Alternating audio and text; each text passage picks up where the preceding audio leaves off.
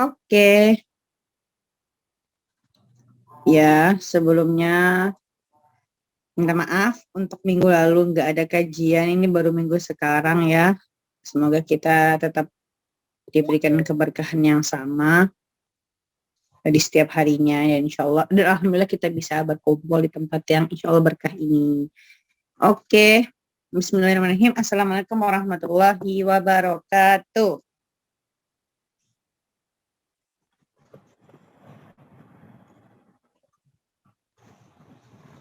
Oke. Teman-teman ada semua ya meskipun tidak membalas salamku di via mic atau ketikan, tapi insya Allah standby dia di depan laptop masing-masing atau HP lah ya. Oke. Ya karena udah malam kali ya. Ya semoga yang di jalan atau yang dimanapun, di rumah, di jalan, ya dapat berkahan yang sama insya Allah.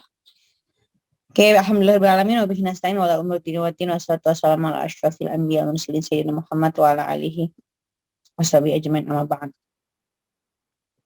Bentar. Kalau aku nggak jadi host, aku nggak bisa nge-share screen ternyata. Coba kayak ya, sorry. Kayak ya bisa tolong di-share. Ada nggak di laptop kayak ya, Arba'in?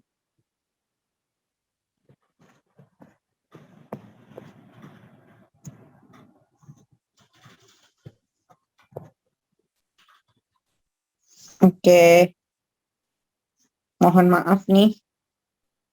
Lupa aku kalau ngejadiin host orang lain, kita nggak bisa nge-share screen. Sorry. Ditunggu. Co-host. Jadikan co-host. Maaf ya, aku nggak ngerti. Zoom. Sorry banget nih. Bentar ya.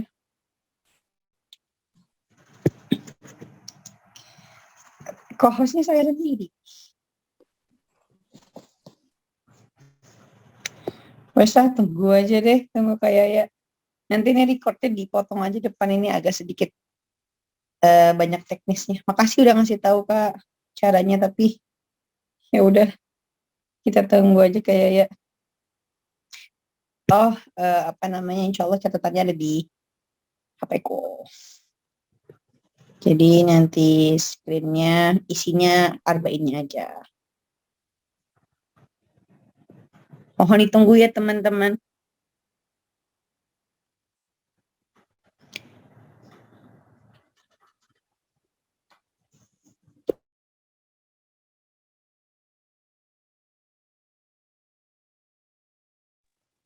Yang ke-17 ya Kak. 17. Enggak. Dia terus 50. Itu berapa tuh? 21 atasan lagi berarti. 17. Oke. Hah? Kok ini? Oh iya benar-benar. Betul. Oke, bismillahirrahmanirrahim ya. Alhamdulillah, jazakillah khair kayak ya. Ya, kita mulai aja langsung ya. Alhamdulillahirrahmanirrahim. Kita sudah 17 udah belum? Belum kok. Ya, kita lanjutkan kajian kita di hadis Arba'in ya.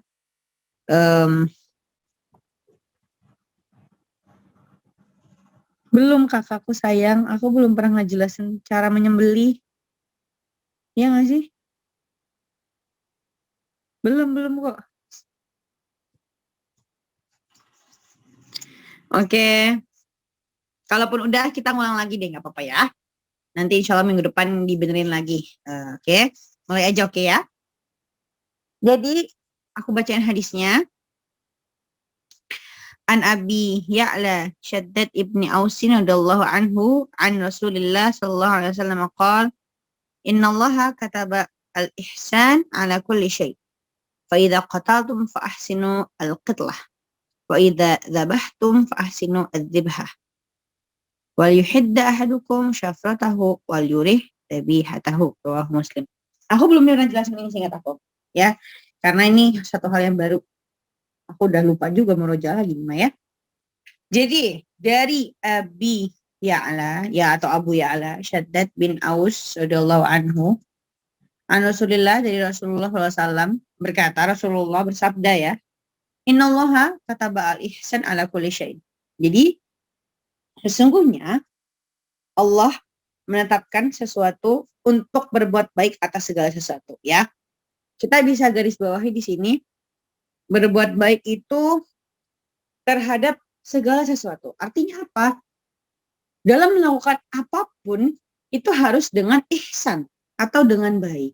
Bermuamalah atau bagaimana kita berinteraksi dengan orang lain, meski apa dia sekufu, dia seagama atau dia bukan dari kalangan kita, bukan dari agama kita, itu harus tetap berbuat baik. Karena Allah tuh di atas segala sesuatu tuh menaruh kebaikan semuanya, gitu ya. Jadi di sini Allah bilang, Allah telah menuliskan kebaikan itu dari segala penjuru dan untuk segala sesuatu. Artinya menyuruh kita atau memerintahkan kepada kita agar apapun yang kita lakukan ya harus dengan sebaik-baiknya. Karena memang semuanya kebaikan ya. Kalau udah Allah ciptakan itu pasti ada kebaikan di dalamnya. Gitu teman-teman. Terus katanya apa coba di sini? Fa'idha qataltum, maka kalau kalian membunuh fa'ahsinu al-qitlah, maka bunuhlah dengan baik. Kitlah itu adalah isim hay'ah atau menyatakan keadaan kalau di bahasa Arab itu ya. Hay'ah itu keadaan. Jadi kitlah. Jadi saat membunuh, kitlah itu kan dari kata qatala yaitu membunuh. Kitlah itu berarti saat dia membunuh itu fa'ahsinu, maka baikkan atau baguskanlah. Misalnya nanya, If gimana maksudnya? Kok ngebunuh itu maka baik deh, kalau ngebunuh itu perbaguslah. Emang kita boleh membunuh ya? Dalam Islam kan darah manusia itu dan darah orang muslim itu sangat dijaga ya. Di hadis sebelumnya kita udah pernah bahas bahwa darah muslim itu haram ditumpahkan kecuali 2 hal. Ya, salah satunya apa coba? Banyak ya, nggak cuma 2 hal, ada beberapa waktu itu di hadis itu. Salah satunya yang hal itu dengan apa? Dengan kisos. Ayo, siapa teman-teman yang masih ingat apa itu kisos? Atau teman-teman yang baru ikut kajian tahu nih kisos apa? Boleh coba kita interaksi, kita banyakin interaksi ya. Ada yang tahu apa itu kisos?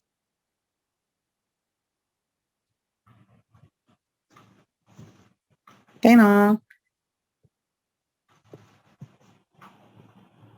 Kayaknya ada nggak accept orang nggak? Kayaknya mau masuk tuh. Sorry.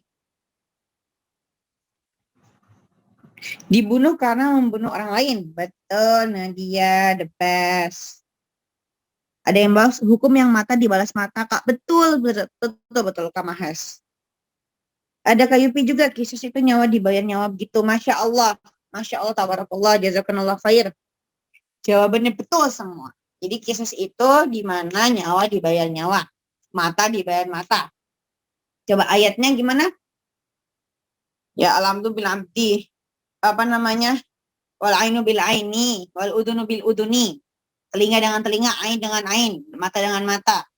Anful bil anfi, hidung dengan hidung. Intinya dengan hal yang setara. Dia menghilangkan nyawa, dibayar nyawa juga dong. Dia menghilangin mata seseorang, dibayar dengan mata atau sejenisnya dengan penglihatan. Misalnya dia menghilangkan penglihatan, dibalas dengan hal yang sama. Dia menghilangkan penciuman, dibalas dengan hal yang sama. Itu hukum kisos.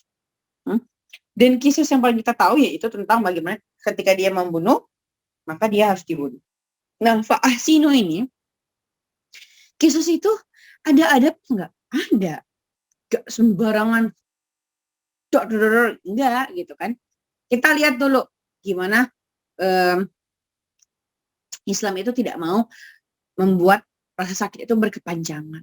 Coba kalau kita tahu nih ya, orang-orang psycho biasanya itu tuh gak mau nusuk orang lain dengan pisau yang tajam. Karena apa? Langsung mati orang itu. Atau enggak kayak langsung sakit terus udah meninggal atau apalah. Pokoknya cepet lah prosesnya. Tapi kalau mereka tuh apa? Pisaunya kasihkan tumpul. Atau enggak mohon maaf ya di abuse dulu lah, disiksa dulu, di segala macem, sampai dia ngerasa orang itu kesakitan banget, menderita, dan nggak langsung dibiarkan meninggal begitu aja. Nanti diapain dulu sampai dia menderita. Dan itu kepuasan baginya. Nah, Islam nggak kayak gitu. Ketika membunuh, harus satu kali sentuhan, satu kali tembakan, satu kali tusukan yang membunuh dia secara spontan atau kontan langsung gitu ya. Kalau kita lihat dulu juga pernah ada kan orang yang dihukum mati ya, yang dia itu kalau nggak salah bandar narkoba ya, siapa ya dulu yang terkenal itu, di podcast pernah saya nonton. Intinya ditembak matinya tuh gimana sih di pengadilan di Indonesia ya, itu sampai ada dokternya untuk mengecek titik mana nih yang harus ditembakkan, yang sekali tembakan dia langsung mati, kan harus kayak gitu. Gak boleh kita membuat dia tersiksa dulu atau membuat dia kesakitan dulu baru akhirnya membuat dia mati. Enggak. Dalam Islam harus ada sekali sentakan, sekali sentuhan yang membuat dia meninggal. Maksudnya itu fa'asinu, maka perbaik. Baguskanlah dalam membunuh. Kisos juga bukan berarti balas dendam ya. Misalnya si orang ini dibunuhnya itu dengan di segala macam lah, jahat lah pokoknya, kayak psikopat gitu. Tapi nggak boleh dibalas dengan kita harus gituin juga, enggak. Caranya tetap sama. Pokoknya urusan adil nggak adilnya itu kita sudah menjalankan apa yang memang disyariatkan oleh Allah. Nanti kan kesananya di akhirat dia masih punya tanggung jawab lain, kenapa dia bisa setega itu menyiksa si mayatnya itu, meskipun dia akhirnya dibalas dengan nyawa juga gitu. Itu untuk yang kata-kata fa'ahsinu al-qitlah, maka perbaikilah perbaikilah cara kalian membunuh gitu. Lalu selanjutnya, fa'idha qataltum, wa idza dzabhtum fa'ahsinu adzibhah. Nah, dzabah itu apa? Menyembelih. Fa'ahsinunya gimana tuh? Kalau ya? Maka sembelih dengan cara yang baik. Emang gimana dengan cara yang baik gitu? Di sini dijelaskan ya, di dalam Minhaj Syarah Sahih Muslim juga ada dari Imam Nawawi juga ya, ada 4 maksud dari menyembelih dengan baik. Yang pertama, kita harus menajamkan pisau. Ya. Kita harus asah dulu pisaunya agar sama seperti tadi yang aku bilang pertama. Jangan sampai kita ngebunuh tuh dengan yang tumpul, yang orang itu kesakitan dulu, kita harus berapa kali tusukan dulu, tapi nggak harus sekali set gitu. Makanya jadi kita harus asah pisau kita untuk menyembelih si kurban ini agar sekali kalau kata bilang langsung kena di nadinya dan langsung membuat dia mati gitu. Itu yang pertama ya. Lalu yang kedua, dianjurkan tidak mengasah pisau di hadapan hewan yang akan disembelih. Jangan kita liatin. Makhluk hidup semuanya punya emosional, punya rasa, ya. Punya sensitivitas ya. Namanya juga makhluk hidup, Allah ciptakan punya hati, punya perasaan ya. Itu mereka juga punya psikis, ya. Punya psikis yang akan terganggu ketika kita ngasah pisau depan mereka. Mereka kan juga hewan yang punya insting ya. Memang mereka tidak punya akal, tapi mereka punya insting. Oh, kalau ada pisau nih pasti gue mau diapa-apain nih, mau dibunuh. Mereka akan trauma, akan anxiety ya. Pokoknya dia akan takut, panik, dan itu gak baik. Itu berarti menyiksa mereka. Yang ketiga, jangan nyembeli di depan hewan yang belum disembelih. Ya dia lihat temennya lagi dibunuh kayak gitu, stres gak? Dia stres. Dan itu kan kata orang-orang yang sering nyembeli juga memang kalau kayak gitu dagingnya nggak akan nikmat, nggak akan enak ketika dia stres ya. Siapa yang membuatkan daging kambing atau sapi tidak enak ya.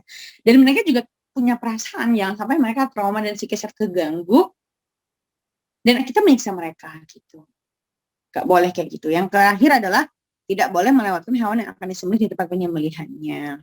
Jadi kalau bisa memang ya disembelih itu jauh di ujung-ujung yang sampai kedengaran suara teriak-teriaknya pun jangan sampai kedengaran hewan yang lain ya, karena itu akan terganggu psikisnya dan nanti nggak sehat dan nggak enak juga di dagingnya kelak ya, dan banyaklah keburukan-keburukan yang ada ketika kita dapat hewan yang psikisnya terganggu gitu ya. Itu 4 hal yang harus kita perhatikan saat menyembelih hewan kurban. Jadi punya adabnya juga. Semuanya kan ciptaan Allah, hambanya Allah, makhluk hidup itu semuanya milik Allah. Harus berbuat baik kepada mereka, ya. Sekalipun hewan, mereka punya hati juga. Jangan mentang-mentang hewan main bunuh-bunuh aja, sembelih-sembelih aja, kita nggak lihat dia posisi gimana, kawan-kawan yang lain gimana, jangan, karena berhubungan juga dengan daging yang akan kita makan dan orang lain makan nanti. Terus harus sekali sembelihan set gitu sampai darahnya sekali, pokoknya dia harus sekali sayatan, harus langsung membuat dia meninggal. Jadi perhatikan juga yang mana nih nadinya yang pas, gak boleh juga sembarangan. Ya ada triknya lah ya kan, agar dia bisa langsung mati gitu. Nah gitu ya. Terus apa? Tadi wal yuhiddu ahadukum syafratuhu wal yurih dzabihatahu ya. Coba dikebawahin lagi kayak ya artinya. Mohon maaf tolong. Oke. Tadi udah aku jelasin juga ya. Hendaklah kalian menajamkan pisaunya ya. Dan juga mempermudah penyembelihan ya. Kata-kata wal yuhidda ahadukum syafratahu itu menajamkan ya. Syafrah itu adalah pedang atau pisau. Kita suruh tajamkan pisaunya. Wal yurih dzabihatahu ya. Dan senangkanlah hewan yang akan disembelih. Nah itu. Yurih itu dari kata yaroh ya, artinya mempermudah atau menyenangkan. Jadi hewannya juga kita jangan bikin stres. Ini H-2, H-1 di mau disembelih, kasih makan kagak. Tempatnya tuh yang bener-bener, ya memang mereka kan bakal bergerumul ya, tapi kotor tanahnya atau bener-bener membuat dia nggak nyaman. Akhirnya besok dia stres. Ya jangan kayak gitu juga. Jadi ya senang-senangin lah. Kita kan mau besoknya dia nggak ada lah, anggaplah gitu. Kita kasih servis yang terbaik agar selain kita dapat pahala, ya kita juga mendapatkan daging yang enak gitu. Ya intinya sebenarnya ini bab waktu itu pas Idul Adha harusnya kita bahasnya ya, bagaimana cara menyembelih dengan baik gitu. Itu memang kalau kajian hadis itu sebentar banget sih, karena hadis arba'in itu sebenarnya hadis yang sangat simpel dan dikit ya, maksudnya dia nggak panjang tapi syarat akan makna, bisa mengumpulkan ratusan ribu faidah yang sama di satu hadis arba'in. Itu masya Allahnya hadis arba'in Nawawi ini. Di sini hadisnya membahas tentang selain bagaimana tata cara menyembelih, Allah kita dikasih tahu sama Rasulullah bahwa Allah itu menaruh di semua sisi dan inci dari kehidupan ini adalah kebaikan. Jadi kita harus berbuat baik dalam melakukan sesuatu. Ya pasti ya perbuatan baik dong gitu ya. Maksudnya semua perbuatan itu kita sembahkan karena Allah ya. Dan kita benar-benar maksimal dalam melakukan kebaikan tersebut. Ya harus 100% gitu ya. Nah, faedah hadis yang kita bisa ambil apa? Yang pasti yang tadi, karena Allah menaruh kepada seluruh inci dari kehidupan ini, dari dunia ini, makhluk hidup ini adalah kebaikan, makanya kita harus berbuat baik, makanya kita harus saling menyayangi satu sama lain. Interaksi kepada sesama manusia, baik dia muslim ataupun non-muslim. Interaksi kepada makhluk hidup, baik itu hewan maupun tumbuhan.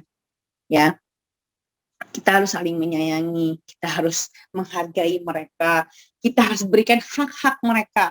Haknya hewan sembelihan ada, haknya hewan lain juga ada, hak manusia lain ada, hak tumbuhan ada, bahkan hak diri kita sendiri sebagai manusia ada. Apa hak diri kita? Berhak bahagia, berhak istirahat, berhak makan. Ya, nggak boleh dipaksa terus-terusan untuk tanpa non-stop lah gitu kan.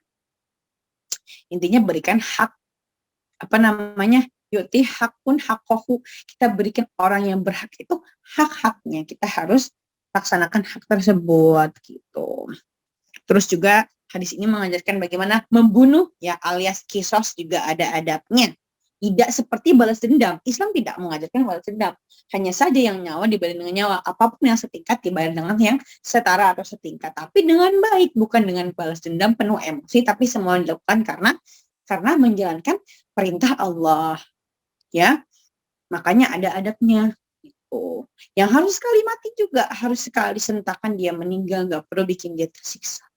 Lalu bagaimana cara juga menyembelih? Tadi udah aku kasih tahu 4 poinnya. Ya, yang pertama yang pasti kita harus mengasah pisaunya agar tajam. Yang kedua, jangan sampai ya di depan pisaunya itu kita asah depan si hewan sembelihannya. Atau yang ketiga, jangan sampai kita nyembelih di depan teman-temannya yang kita perlihatkan lah sembelihan itu, proses penyembelihan itu kepada hewan ternak yang lain. Jangan. Yang keempat, jangan sampai ada hewan lain yang melewati tempat penyembelihan itu. Ya agak terjaga psikisnya karena tadi mereka juga punya psikis dan itu ada hubungannya juga dengan daging hasil dari sembelihan kurban kita itu. Ya. Dan di sini juga kasih tahu ya, berbuat baik itu dalam segala hal. Kembali lagi kepada apa yang aku sebutkan di awal. Nah, jadi itu teman-teman. Sebenarnya kalau untuk dijelasin lagi ya, untuk yang menyembelih ya, aku bisa jelasin lagi sedikit di syarah arba'innya juga. Yang dipotong itu sebenarnya dari sembelihan kurban itu ada 4 bagian, yaitu 2 urat leher, saluran nafas, dan saluran makan. Ya, namun kalau memotong 2 urat leher atau saluran nafas dan saluran makan saja, tetap sah dan halal ya. Jadi yang penting ada 2 hal itu, ya, saluran nafas dan saluran makan, kerongkongan dan tenggorokan. Jadi ya itu di syarah arba'in ya ada gitu. Itu untuk lebih incinya. Tapi insya Allah ketika kita lihat tukang-tukang jagal tuh ya sembelih, dia tahulah yang mana yang harus dipotong. Yang tadi yang paling penting dia kena kerongkongan dan tenggorokan, saluran pernapasan dan saluran makan gitu. Itu ya. Dan jangan lupa teman-teman yang paling penting ya pastilah semuanya tahu bahwa kalau kita nyembelih harus ngadep kiblat. Itu kalau sunah-sunah menyembelih nggak ada lah penjelasannya sedetail itu di ini di syarah arba'in. Tapi insya Allah yang paling penting tadi aku udah kasih tahu poinnya di atas. Oke? Oke deh. Kalau gitu ada yang mau ditanyakan? Karena sebenarnya sudah selesai. Sesimpel itu sih insya Allah. Boleh dilihat lagi tuh apa namanya hadisnya. Kurang lebih apa ya yang perlu ditanyakan? Boleh teman-teman chat via ya di chat di kolom komentar atau open mic. Ditunggu ya.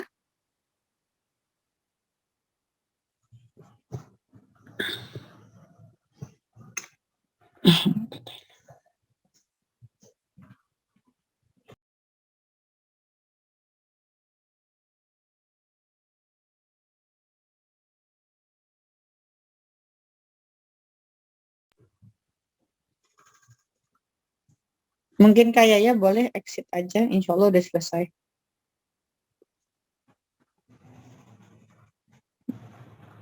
Boleh di share. Maksudnya share screen. Udahan aja share screen-nya gitu maksudku. Jazakillah khair Kak. Oke teman-teman, ada yang mau nanya nggak nih? BTW 10 menit lagi. Habis ini Zoom Pro-nya. Zoom Pro. Nggak Zoom Pro sih ini. Ayo ada yang ingin bertanya?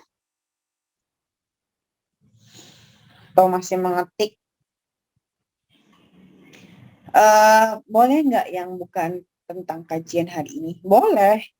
Kalau ada yang mau bertanya. Selama itu soal agama dan masih relate dan masih bisa aku jawab. Tapi kalau lebih diutamakan yang nanya tentang kajian hari ini. Karena insya Allah sambil kita ngorek-ngorek apa yang ternyata belum dipahami sama teman-teman. Tapi kalau nggak ada, alhamdulillah berarti udah paham semua. Insya Allah aku yakin teman-teman pasti paham. Dan kalau nggak ada pertanyaan, alhamdulillah berarti aku anggap, oh ada.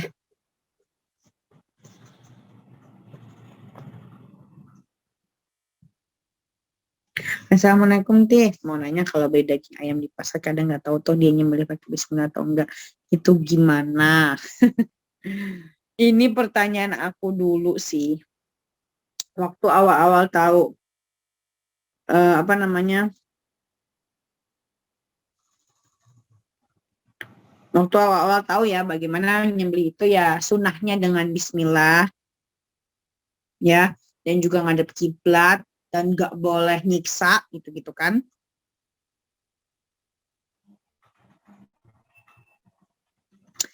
Ya,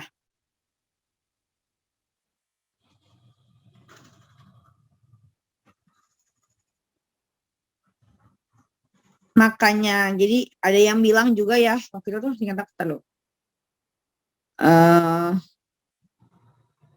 Waktu itu tuh ada yang pernah jawaban Ustadz gimana ya? Iya, jadi ada guru besar dari mana ya? Tur apa gitu bilang prinsipnya tuh kalau umat Islam itu dihalalkan memakan sembelihan umat Islam yang lain gitu ya. Karena insya Allah pasti halal lah ya, maksudnya karena tahu dengan bismillah, maksudnya sebenarnya bismillah itu kan sunnah ya. Jadi bagaimana prosesnya kalau sama orang Islam pasti insya Allah mereka tahu hal-hal itu gitu. Tapi ya kita kan nggak mungkin ya kalau di pasar-pasar tuh nanya, Mas, Pak, ini sembelih pakai bismillah nggak? Ada hal-hal yang di luar kendali kita untuk menanyakan hal itu. Kalau emang kalian atau teman-teman mau nanya, ya bilang boleh, ya bilang Pak dibacain basmalah nggak? Kalau enggak saya nggak mau. Baca kok baca ini baca ya boleh. Tapi kalau enggak itu bukan puasa kita. Berarti kalaupun jatuhnya nanti berdosa dia nggak pakai basmalah, itu yang salah adalah penyembelihnya, bukan si pembeli. Karena pembeli memang nggak diharuskan mengetahui apakah dia menyembelih dengan cara halal atau seperti apa. Karena kita posisinya sebagai pembeli yang dimana itu luar kuasa kita, si penjual itu pakai bismillah apa enggak. Kita selama itu sama orang muslim insya Allah kan halal ya dagingnya itu sendiri gitu. Tapi kalau kita pengen nanya boleh, silahkan kalau pengen. Tapi aslinya kalaupun dia nggak pakai basmalah, yang kena yang nyembelih, bukan yang membeli. Gitu. Insya Allah, wallahu a'lam bishawab. Itu KN. Jadi kalau KN mau nanya kalau di pasar, ini baca bismillah kalau saya nggak baca bismillah saya nggak mau gitu. Terus nanti kalau dia diem, lupa ya harus saya cari yang pakai bismillah aja. Tapi kan nggak mungkin didatengin satu-satu pasar yang baca bismillah siapa gitu kan. Gitu. Tapi kalau memang ternyata iya ada, ya udah gitu. Kembali lagi, kalau udah kayak gitu yang salah atau yang berdosa itu ya penyembelihnya. Kalau kita yang konsumen atau kita yang akan mengambilnya, benar-benar di luar kuasa kita, nggak ada kita punya hak di sana. Gitu. Kadang ada juga kok Kak jual sambil nyembelih itu kalau di Mesir sendiri ya. Aku lihat langsung oh dia disembelih gitu di belakang itu kelihatan. Itu kan terkadang ayamnya kelihatan tuh sama ayam-ayam yang lain. Sebenarnya nggak ahsan tuh, nggak baik gitu kan. Cuman ya lagi-lagi kita nggak bisa nolak bahwa itu memang ya udah adanya seperti itu kembali kepada urusan dia sebagai hukum penyembelihnya, kita kan membelinya gitu. Oke. Oke. Kan yang selama ini dibahas seluruh hewan, kalau tumbuhan gimana? Tumbuhan kan juga makhluk, apakah ada tata caranya? Oh gitu. Iya betul. Tumbuhan juga makhluk Allah. Apakah ada tata caranya? Aku jujur ya, bukan ahli tumbuhan. So, aku jujur ini nggak tahu ya kayak ya maksudnya tumbuhan itu sebenarnya kalau dipotong terus dari akar apa enggak sih? Tapi setahu aku memang kalau emang beneran pengen ditebang itu memang harusnya dari akar ya. Kalau emang pengen dicabut ya maksudnya sampai dia nggak bertumbuh lagi itu memang harus sampai akar. Tapi kalau ditebang tuh pasti dia tumbuh lagi. Ya. Dan aku nggak tahu jadinya apa yang membuat tumbuhan itu tersiksa caranya seperti apa ditebang atau dicabutnya. Jujur aku nggak tahu ya. Tapi yang namanya makhluk hidup yaitu tumbuhan juga tentu saja mereka punya peranan ya. Jadi ada adabnya kalau apa namanya dalam eh, melestarikan tumbuhan itu sendiri gitu. Jadi kalau ditanya gimana kalau sama tumbuhan ada adabnya enggak sih? Ada adabnya nggak sih kalau pas nebang? Oh, itu aku kurang tahu gimana caranya saat menebang tumbuhan itu nggak merasa tersakiti karena aku nggak paham gimananya. Tapi yang pastinya kita Izin nggak jawab. mungkin. Aku anak pertanian.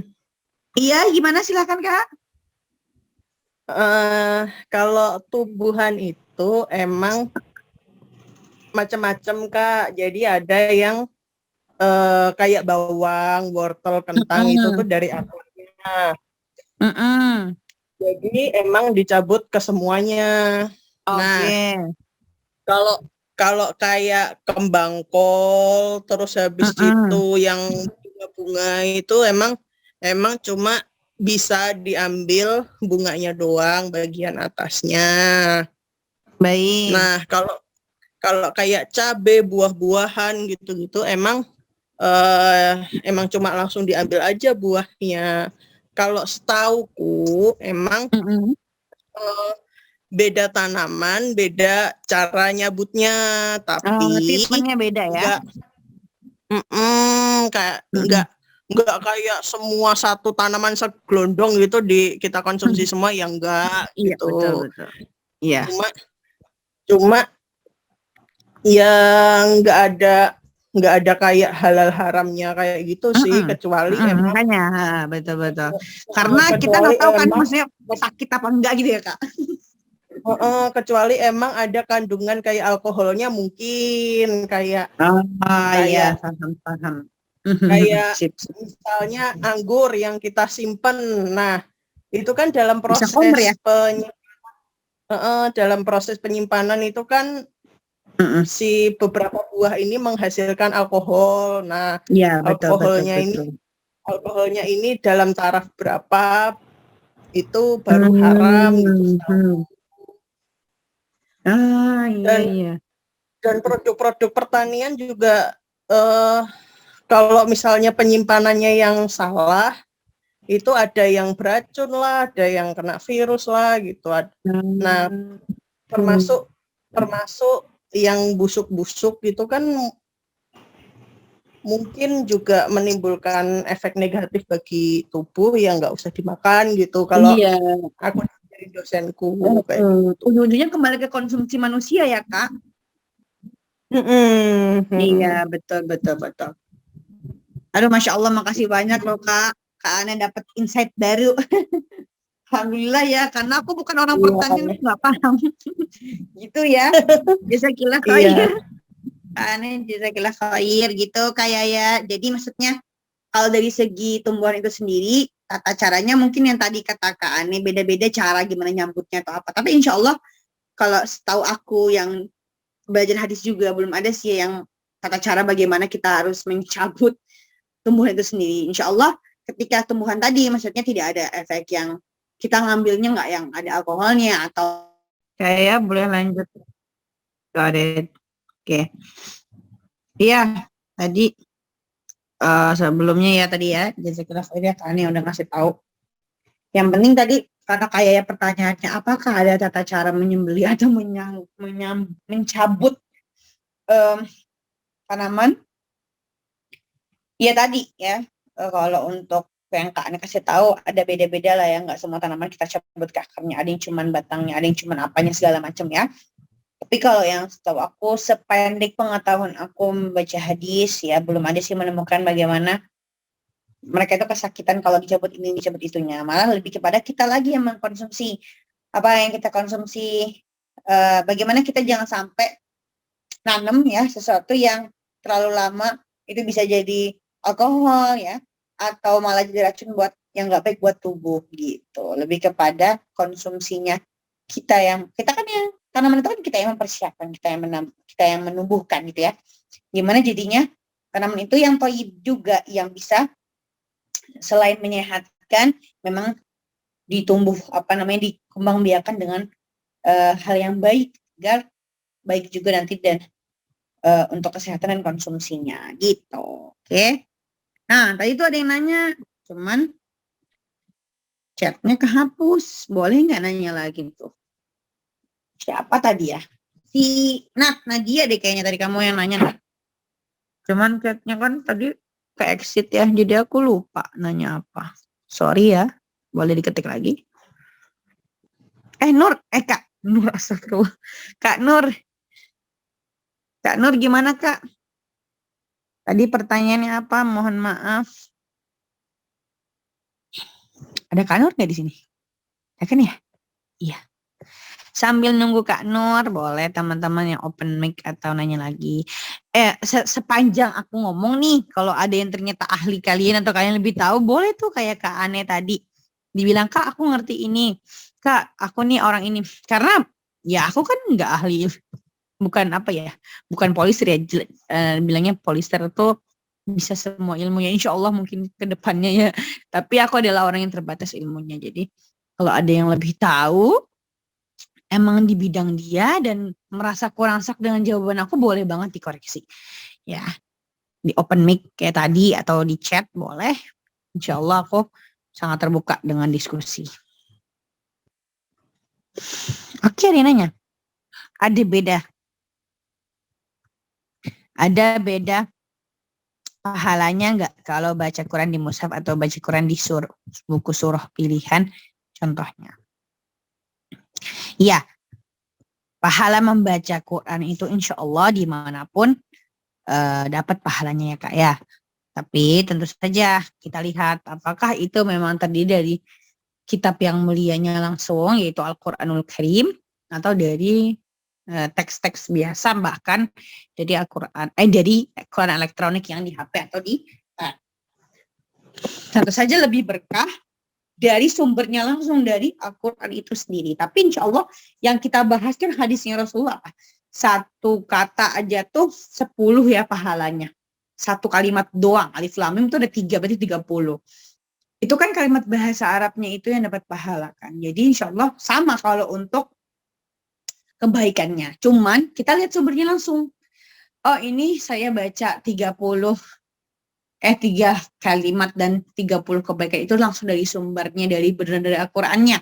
Tentu saja kita dapat pahala membaca mushafnya langsung, memegang mushaf itu langsung ya. Beda dengan yang cuman serpihan-serpihan atau potongan-potongan ayat di maksurat atau kertas-kertas doa pilihan atau di HP yang jelas-jelas bukan dari Al-Quran gitu. Jadi insya Allah pahalanya tetap sama dalam menjalankan hadis Rasulullah yang dapat satu kalimat itu 10 kebaikan. Tapi pahala ketika kita memegang mushaf dan langsung membaca dari mushaf dengan dari serpihan-serpihan dan bukan mushaf itu tentu saja berbeda. Jadi bedanya di bonus tambahan keberkahan dari Qurannya langsung atau tidak gitu. Oke? Gitu ya Kak Nur, Allahu a'lam bishawab. Oke, gimana? Sambil puas apa tidak aku bacain yang lain dulu ya. Kak, masalah yang bunuh tadi. Kalau dalam keadaan membela diri, apa termasuk menyiksa? Kalau si pelaku kejahatan harus merasakan sakit karena refleks kita yang melakukan action untuk membela diri itu. Oh, tentu saja tidak Kak Wendy. Itu adalah bagian dari defense, self defense. Membela diri itu adalah wajib loh hukumnya. Ketika kita bisa membela diri, kan sama aja seperti perintah Allah untuk menjaga ifah, menjaga kehormatan kita. Wajib, kita juga tidak dituntut menjadi orang yang lemah, yang pasrah. Enggak. Memang kalau dalam keadaan seperti itu, dalam misalnya kita dikepung, dirampok, atau diapain, itu rasanya hopeless lah ya. Kayak udah terserah, toh mereka dosa, kita baca-baca doa aja. Enggak, Allah juga butuh orang yang ikhtiar. Tidak tawakal aja gitu. Tidak pasrah sih maksudku. Kalau tawakal itu pasti dengan ikhtiar ya. Jadi sambil kita sebisa mungkin sama kita berdoa kepada Allah agar diberikan keselamatan, ataupun kalau tidak selamat Allah maafkan segala dosa kita, sambil kita terus berikhtiar, yaitu berusaha untuk melawan diri. Dan kalaupun dia tersiksa atau kita malah ketusuk dia segala macam, nggak ada salah kita. Itu adalah self defense. Itu wajib kita lakukan dalam rangka pembelaan ya. Oke. Habis itu ya intinya nanti meskipun kita bakal tusuk berapa kali segala macam, itu adalah apa namanya, kita ya untuk melarikan diri aja, tapi ya jangan sampai sebenarnya dia udah lemah nih, si orang yang mau bunuh kita tuh udah kita tusuk balik dan dia udah lemah, ya udah jangan ditambah-tambahin tambah-tambah kayak balas dendam gitu, nggak cukup udah sekali itu. So kita pergi, kita kabur, kita menyelamatkan diri. Jangan juga kita membalaskan dendam sampai dia meninggal, itu juga nggak boleh. Jadi self defense dalam rangka kita bisa selamat dari kepungan dia aja, bukan untuk membalaskan dendam karena kita disiksa. Oke? Gitu KWNI. Allah alam bisawab, insyaallah bisa dipahami ya. Tempo hari ada member baru yang tanya sama aku, oke tanya ya, kalau lagi mens boleh nggak sih baca Quran? Sebenarnya untuk pertanyaan ini ya, pertanyaan yang sebenarnya banyak ditanyakan oleh orang-orang penghafal Al-Quran ya. Tentu saja aku kan juga pernah mondok di hafal Quran ya, masa pondok yang tentang menghafal Al-Quran. Itu tuh berbeda-beda ya pendapatnya. Ada yang boleh baca, tapi bacanya Quran terjemah. Karena Quran terjemah adalah Quran yang tidak murni Al-Quran, karena ada tambahan terjemahannya, yang dimana itu dibolehkan seperti kita membaca buku seperti biasa gitu loh maksudnya. Makanya si orang-orang yang lagi halangan boleh bawa. Ya itu udah pasti sih kalau itu ya, karena Quran itu memang suci. Harus yang muhdits atau yang berhadas kecil seperti abis BAK atau belum wudu, abis kentut segala macam, itu juga kalau bisa Quran-Quran yang tidak terjemahan ya jangan baca dulu, harus baca Quran, harus wudu dulu ya. Tapi kalau yang terjemah bukan pure Quran murni ya, maksudnya ada tambahan cerita di dalamnya atau terjemahan ya nggak apa-apa gitu. Tapi kalau baca untuk yang berhalangan ya, kalau yang punya hafalan seperti orang yang sudah 30 juz, otomatis apapun yang dilakukan dia murojaah dong, dia mengulang ya kan, itu boleh. Tapi ahsannya bukan memegang Al-Quran yang apa namanya, lagi-lagi ya bukan ahsan ya, nggak boleh megang yang Quran pure versi terjemahan ya. Dan ahsannya lagi sih sebenarnya nggak pakai Quran nih, kayak murojaah biasa aja gitu. Tapi kalau yang belum punya hafalan dan membaca itu kan kayak baru ya, tidak boleh membaca Al-Quran. Makanya di ODOP ini yang berhalangan kami liburkan, tidak ada absen, karena memang tidak boleh membaca Al-Quran. Kalaupun punya hafalan gimana kakak? Kata kakak boleh kalau punya hafalan. Iya, jatuhnya murojaahnya bil goib. Bil goib itu artinya tidak melihat Al-Quran, jadi membaca sambil murojaah. Jadi misal Quran yang ditaruh nih, atau HP-nya kamu taruh di tempat terus kayak kamu murojaah, terus kalau salah lihat gitu. Jadi bukan yang dibaca, benar-benar dibaca di depan mata kayak gitu ya. Tapi setahu aku ya teman-teman di sini ya, Quran adalah bacaan yang Masya Allah sekali. Teman-teman aja mau ikut ODOP untuk sehari sehalaman itu udah seneng. Dan rata-rata kan pasti kalian yang mau tetap bersama Al-Quran dan ya belum punya hafalannya sampai 30 juz ya, maksudnya itu kan orang-orang yang biasanya yang udah ya, yang aku tahu teman-teman ikut ODOP itu teman-teman yang berkutatnya di pendidikan atau di dunia luar tapi pengen tetap dapat berkahnya Al-Quran, Masya Allah. Jadi saat halangan ya jangan membaca Al-Quran. Yang udah hafal pun disuruhnya murojaah bil ghaib ya, tidak dengan baca di depan mata pure gitu ya. Oke, gitu kayak ya. Kalau nanti kurang paham atau terlalu cepat penjelasan aku, boleh tuh orangnya suruh nanya aku aja. Tapi kalau paham, alhamdulillah. Kalau gitu, oke. Apa ada lagi yang ingin bertanya? Kalau enggak, bisa kita akhiri. Ahlan, kalau mau nanya, kalau enggak apa.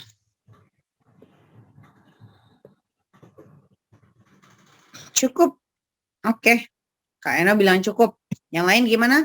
Cukup juga ya? Oke. Boleh kayak ya tolong matiin recordernya.